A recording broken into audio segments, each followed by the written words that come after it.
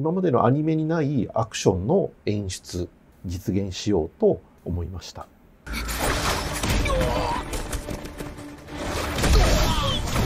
重力からの解放ですね。そこが一番大きいですね。に限って無制限の火器使用許可を取って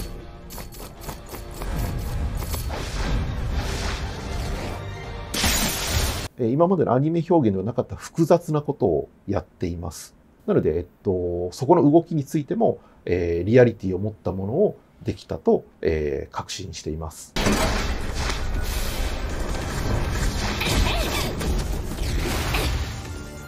もちろん前からアニメを作りたかったので、ぜひやりますということで、手を挙げました。I know what you're thinking. I spent 12 weeks watching this anime.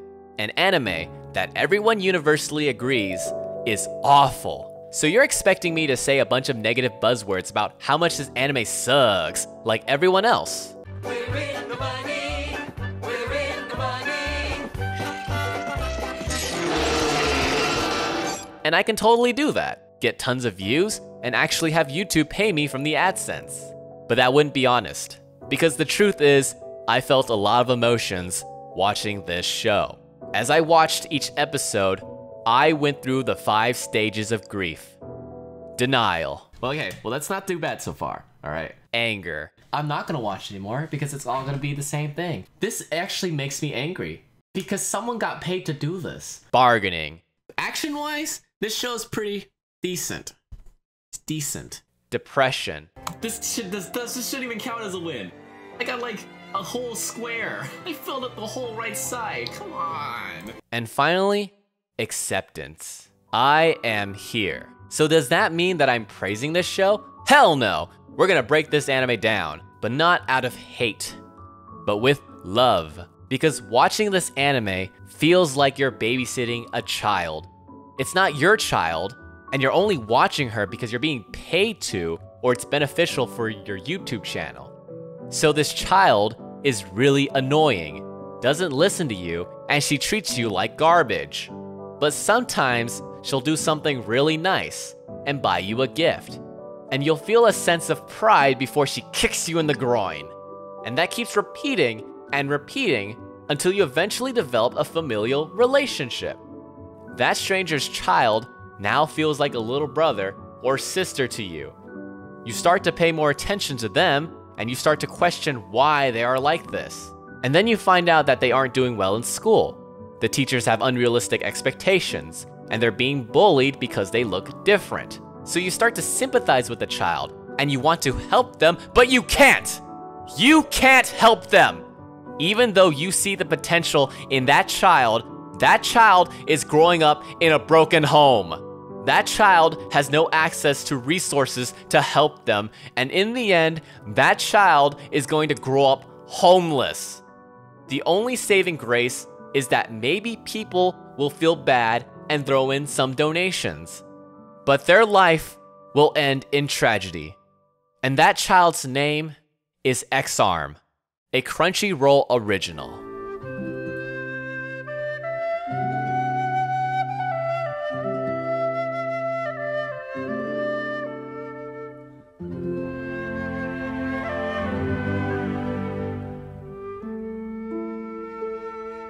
I don't think I really need to spend too much time explaining why this anime is bad. I mean, just look at it.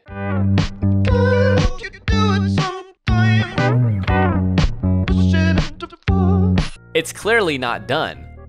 The human 3D models, and I say human, are expressionless, glitchy, and their movements look like they used pre-made animation from the 90s. With the exception of a few android characters, the 3D models stand out.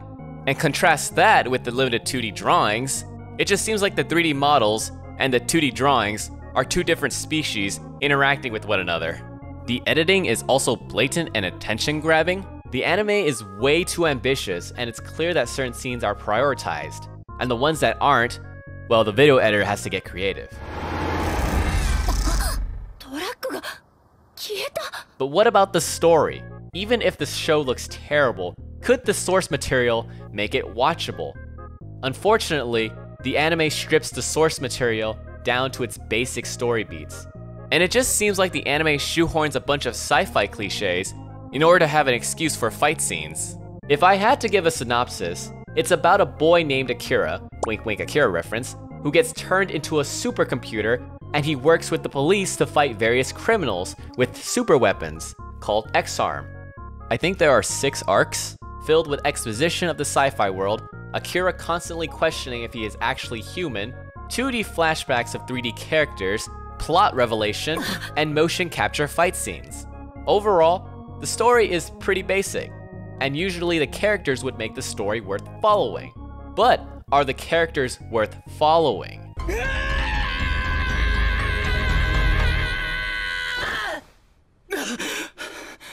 Akira is introduced as someone who hates technology. Why does he hate technology? I'm sure it's explained in the manga, but in the anime, it doesn't matter because of this irony that Akira, who is being portrayed as a 3D model in a 2D world. How can you take this character seriously if the show portrays them in a way that goes against the spirit of the character? So the anime visuals end up telling a different story that runs parallel to the actual story. And it's not just Akira. Alma might as well just be a sex robot that has been repurposed into a combat android. She is sexy, but is devoid of any emotions or personality, kind of like an incel's wet dream. Alma's only purpose is to facilitate action scenes and show off her flat ass. And then there are these supporting characters that the anime knows that you won't bother to remember their names, so the OP lists their names for your convenience. That being said, Minami is the only character that actually feels like a real person. Not only does her storyline have stakes, she's in situations where she is able to portray a wide range of emotions. Minami gets to have scenes where she is happy, embarrassed, remorseful, angry, sad, lonely, and retrospective. And despite how much I meme about her mouth breathing, it kind of makes her quirky, and which makes her likable. Akira is like this too, but I like Minami more, because her reasons for who she is makes way more sense, and she doesn't make a dumb face every time she's on screen. But even still, this anime story is flawed. But naturally, most people aren't going to care about the story, given the way it looks. And every weeb in the world sees the EX-ARM anime as the ultimate villain. But every villain has a backstory. And it's time that we talk about EX-ARM from their point of view. やがて急速に社会に普及する中で人間の立場や仕事を奪っているということで批判や憎悪の対象になっています。そっか。なんか辛いな。In order to understand why this anime had to make these creative choices, we need to look at the circumstances on how this anime was produced. So this part is speculation. I can't necessarily prove that this is true, because unless Kimura decides to make a documentary about the behind the scenes, which would be awesome, we can only speculate. So I'm gonna do what every YouTuber / journalist does. I will look at the facts and make up a story. Komi Shinya's manga, X-Vida, gets serialized on Miracle Jump. All you need to know about X-Vida is that this is the prototype for EX-ARM. It lasts for 2 volumes, but the editors in charge know that Komi's art has potential. So they take this prototype, pair Komi with the writer Hyrock, and on February 18, 2015, EX-ARM gets serialized for Grand Jump, then moves to Shonen Jump Plus. And the manga was popular enough to last 14 volumes, or 98 chapters, spanning 5 years. Naturally, this success will lead to talks of an anime adaptation. But we have a problem. On June 26, 2019, the manga ended. How do you make money off this anime? If you're Shueisha, you need to expand this manga, this potential brand, and so they get Komi to draw more EX-ARM manga. A sequel called EX-ARM EXA, and a spin-off called EX-ARM Another Code. Komi is excited because, he gets to keep his job, but he doesn't want to keep making EX-ARM content, so he plans for both manga to be 2 volumes long, which would be long enough that it will still be published while the anime is airing. So now the magazine has a reason to invest money on creating an anime. hoping to use it to generate sales for the EX-ARM brand. This allows them to convince other companies to get involved for their own reasons to make money off this anime. A production committee is formed, and now they have another problem. What do they adapt? The manga is done, so people might expect a complete adaptation, but EX-ARM is not as popular as My Hero Academia, so they have to play it safe and do a complete adaptation in one season, which seems crazy to adapt all 98 chapters, each 30-ish pages long, into 12 22-minute episodes, and it is crazy, but not impossible, as long as you cut out a lot of stuff. So they cut out the fan service, for obvious reasons. They dumbed down the sci-fi, and so the only thing left is action, and this results in having an action scene every episode. Now they announced their anime on November 6, 2019, expecting it to air summer 2020, which would probably be around May 2020. They have 8 months to plan this out, hire all the necessary talent, hire an anime studio. Basically, all you need to know is that this is gonna be a tight deadline. But they want fight scenes every episode. That's not feasible for traditional 2D animation in that amount of time, unless you're MAPPA. But MAPPA has their own problems. So the production committee makes the decision that the anime will be 3D CG, because they're under the impression that it will be faster. At least that's what I think. And so they hire Yoshikatsu Kimura because of his experience in live action films, and he technically worked on an anime for Production IG. And so they get ready, and then COVID happens. But on March 17, 2020, we get a visual of the anime. It looks like a 2D anime, but they still haven't said who the studio is. We know nothing about who is directing it or the staff. In most anime, we would already know by now. And so on May 24, 2020, a few days before air, they released a visual that Komi drew. Poor guy has no idea what's going on behind the scenes because he's busy drawing the other EX-ARM mangas. Then, 3 days later, on May 27, 2020, they postponed the anime, citing COVID, a convenient excuse. By the way, Crunchyroll is still not involved yet, because this article that they published does not have EX-ARM's Crunchyroll original branding all over it.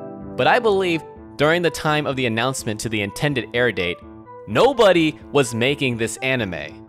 Then, on July 5th, 2020, they finally announced the voice actors, and Crunchyroll is now involved in the production committee. On July 18, 2020, Komi publishes another chapter from another code, where one of the pages states that the anime is still in production.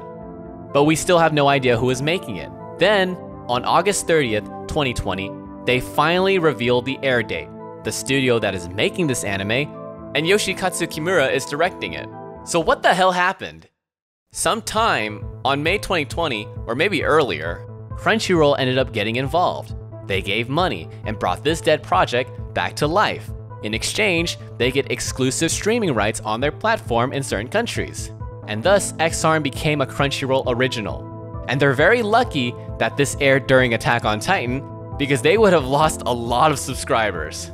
On September 8, 2020, Kimura and Soma Saito, the voice of Akira, get interviewed during the Crunchyroll Expo. They confirm that the anime is in 3D CG.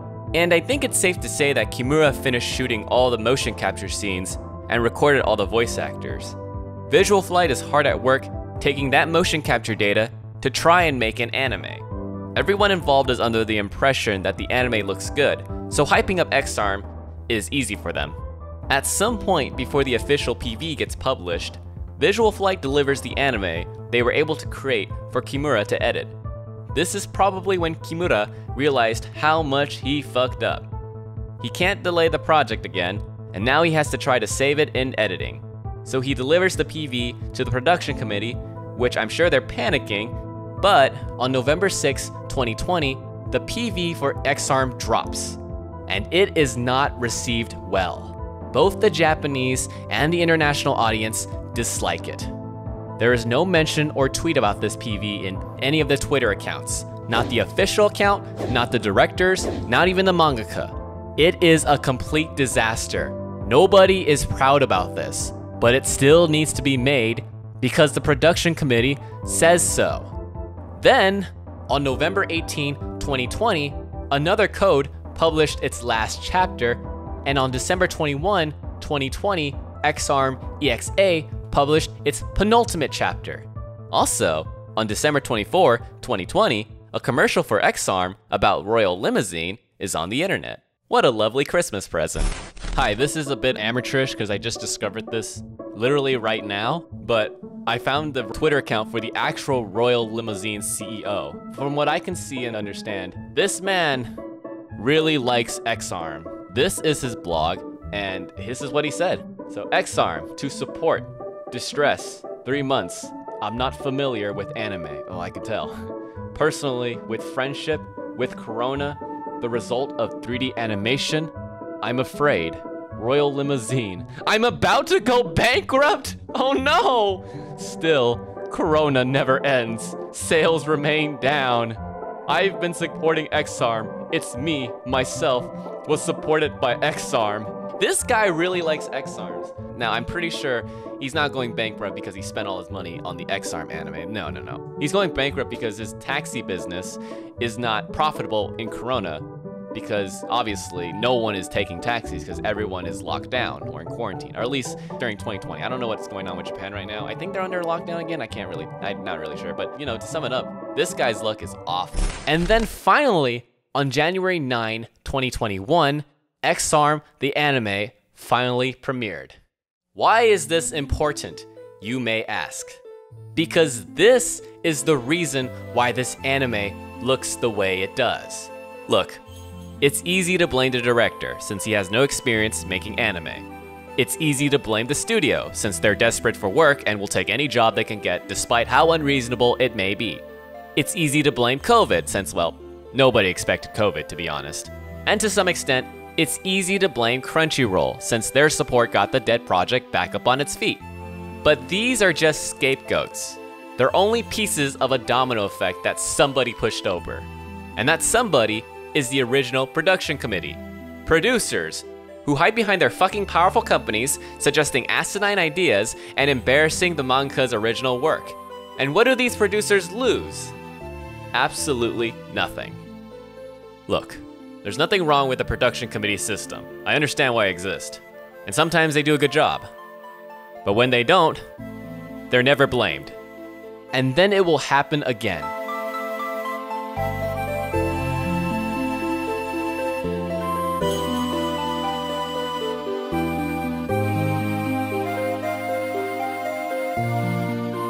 Maybe not as extreme, but if this anime ain't a wake-up call, then nothing will change. お前がどんなに頑張ったってモラウはもう喜んじゃくれないんだぞ。モラウ様の命令がある限り、私は守り従う。 Now, even though the production committee built this anime on a crappy foundation that could break in any second, the one thing they did right was hire Yoshikatsu Kimura to direct this anime. Now, you might be thinking, what the hell are you talking about? You mean the Kimura who adds zoom transitions in every shot? The Kimura who fills his frame with smoke? The Kimura who abuses the ghosting effect to simulate speed? The Kimura who doesn't understand basic composition? Yes, the exact same Kimura. You can meme this man's directional choices all you want, but you have to admit, if it wasn't for all those crazy creative choices, this anime would suck even more. Whether it was intentional or not, this mad lad turned this production tragedy into a genius comedy. Kimura gave this anime a unique personality through its presentation, and because of that, it became more immersive to me. I felt compelled to keep watching because I wanted to see it top itself in its ridiculousness. And each episode continued to surprise me on how crazy the editing got. And there were some genuinely good things that I really liked from this anime, specifically the fight scenes. The fight choreography and how the camera moves, it looks really good. If this had more time to be refined, it would look amazing. Kimura delivered awesome fight scenes, and he was really proud about them in his interviews. But unfortunately, time was not on his side. So despite how good the fight scenes may look, everything else had to be sacrificed, which leads to creative choices to hide the show's many flaws. Like, for example, the kiss scene. They were barely able to do it properly. Minami even had to go 10%, which makes no sense. Almost should have went full 100. Show me the magic. What the hell was that? I'm showing you the magic. No, I said come 90 and then I come 10. You don't go the whole 100. My mouth was open, Albert. You over-eager son of a... But eventually, they got it in the later episodes. Unfortunately, they established the bright lights, so they had to keep that. There were a lot of things that annoyed me, like having a 3D model amongst 2D characters. But once I understood the context on why the anime had to do that, I started to appreciate the anime even more. Kimura is a filmmaker who loves Woody Allen films. I'm sure he knows how stupid this anime looks, but he swallowed his pride and did it anyways. It's so absurd, and we the audience can make fun of it and criticize it, but ultimately, this is when I realized that Kimura is just having fun. Kimura himself barely gets any opportunities to direct, and this is a huge project for him. And he's passionate about making it as good as it can be. Any other director would have given up on this anime and used a pseudonym to do damage control. Yes, I'm talking to you, Tommy Morton, but not Kimura. He wholeheartedly kept his name on there. And it's important to remember that despite all the problems that occurred from Visual Flight's end, all the weird glitches and potential awkward animation that were probably sent to Kimura to be put together in post-production, this man, along with his actual editors, were still able to put together 12 episodes. And to get a sense on how impressive that is, he had to put together all the scenes, both 3D and 2D, in a coherent way, added whatever smoke overlays he had to try to cover up the overall look, made sure all the audio was mixed well, and that's the one thing I will praise about this show. It sounded professional.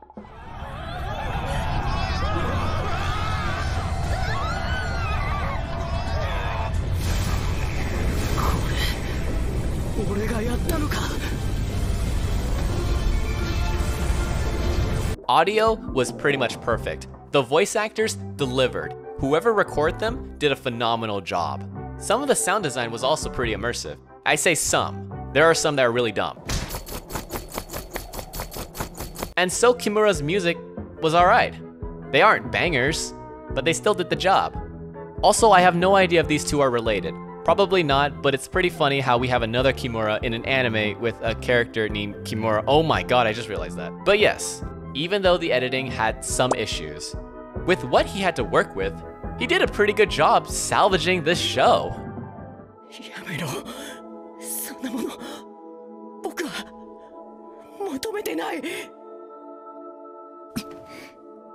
I'm not sure if I'm a masochist, or I'm just trying to justify the fact that I wasted 3 months of my life watching EX-ARM, but I will say this. Yes, you do have the right to hate this anime. You can be angry at Crunchyroll for making a poor investment to bring this project back to life. You can call Kimura an idiot or a terrible filmmaker, but please don't do that because he doesn't deserve it. You can pity Komi and all the people that are attached to this anime. But despite all that, you have to admit that they actually made an anime. That's something I can't say.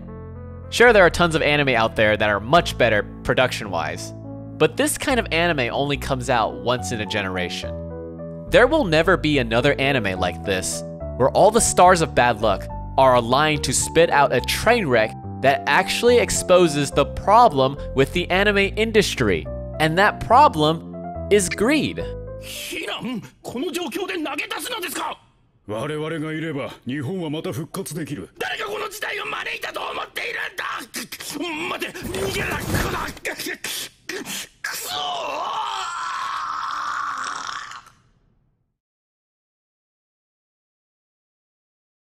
All the problems can be traced back to the production committee that tried and failed to turn somebody's manga into a cash cow.